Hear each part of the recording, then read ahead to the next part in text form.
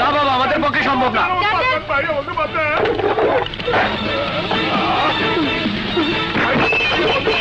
আমি একজন custom officer, বাঁচান ভাই।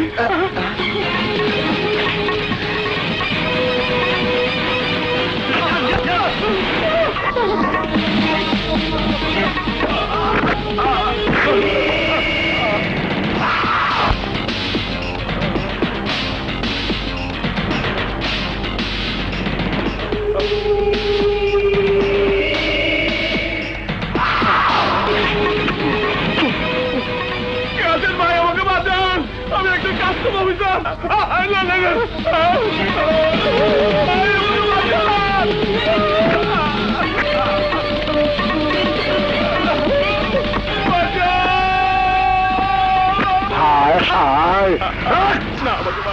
আমাকে মারবেন না। তোরে এত আদর করে টাকা পাঠাইলাম, তুই নেস নাই। তুই সৎ মানুষ। লাশটা বাজারে ফালাই দিয়ায়। আবারও মার্ডার? কে করেছে আপনি দেখেছেন? আমি এইমাত্র আসলাম। তামাশা দেখতে এসেছেন? আপনি দেখেছেন? জি না, আমি দেখিনি। দেখেনি তো এখন কি দেখতে এসেছেন?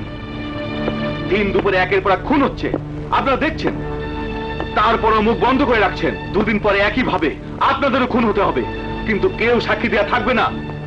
কারো বুকে সাক্ষী দেওয়ার মতো সাহস নেই? আছে, আমি সাক্ষী দেব। থ্যাঙ্কস গড, একজন পুরুষ পাওয়া গেল। আপনি খুন হতে দেখেছেন? জি। কে খুন করেছে? জনি ওস্তাদের ছোট ভাই রনি। রনি?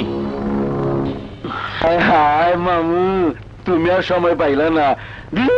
আমি দুঃখিত রনি সাহেব, আপনাকে একটু আমার সঙ্গে থানায় যেতে হবে।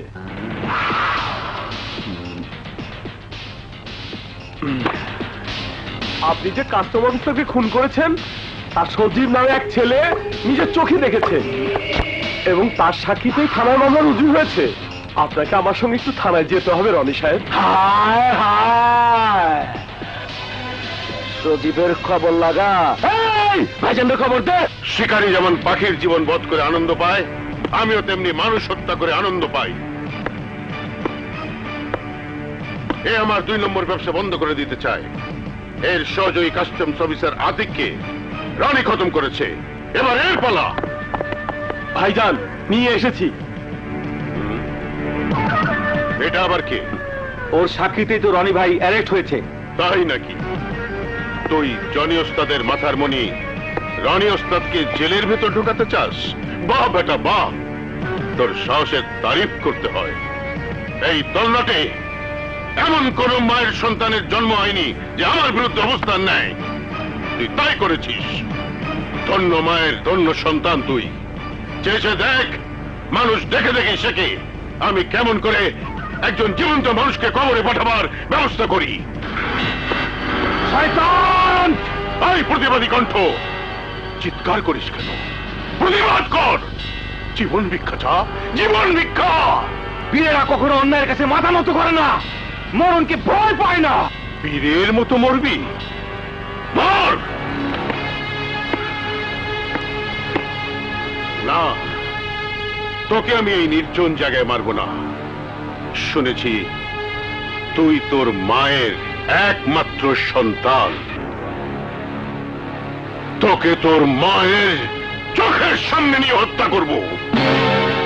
বল বল, সাক্ষী দিবি নাকি ওর মতো পৃথিবী ছেড়ে তোর মায়ের কোল শূন্য করে এই দুনিয়া ছেড়ে চলে যাবি?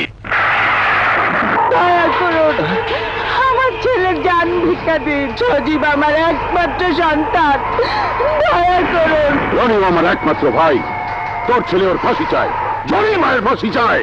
চাইবে না, আর চাইবে না। ঠিক বলেছিস তুই, চাইবে না, চাইবে না, কারণ ও এখন মরবে। হুজুর, দয়া করুন, দয়া করুন হুজুর। মারবেন না, হুজুর, ছেড়ে দেন হুজুর। আর মারবেন না। মারবেন না। বাবা সজীব? কি হয়েছে, চমকে উঠলি কেন? কিছু না মা। তাহলে এত রাত পর্যন্ত জেগে আছিস কেন? না, এমনি ঘুম আসছিল না তাই। ঘরে চল বাবা, তোর মাথায় হাত বুলিয়ে দি। চল আপনি চল। একটা পাগলের কথা মতো আমার প্রাণপ্রিয় ছোট ভাই রনিকে ধরে আনলেন। রনি খুনি, তার সাক্ষী আছে। না না, রনি খুন করেনি। আপনি আপনি নিজের হাতে খুন করেছেন। কি বললে?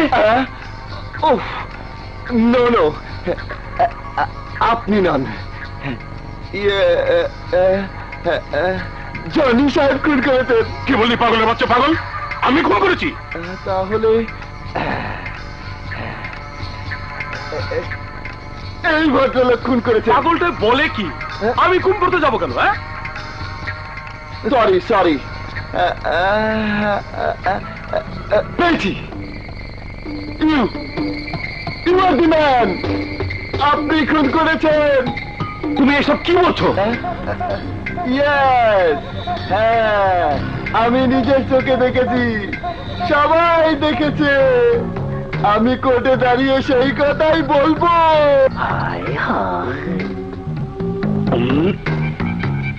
এ দেখছি সত্যি পাগল। এই পাগলের সাক্ষীর উপর নির্ভর করে হত্যা মামলা দায়ের করলে শেষ পর্যন্ত আমাকে বিপদে পড়তে হবে। I am really sorry mister Johnny, আমি ভুল করেছি। ভুল আপনাদেরই হয়, আমার হয় না। ওকে ছেড়ে দিন। সেন্ট্রি, রনি সাহেবকে ছেড়ে দাও। হায় হায় ভাই,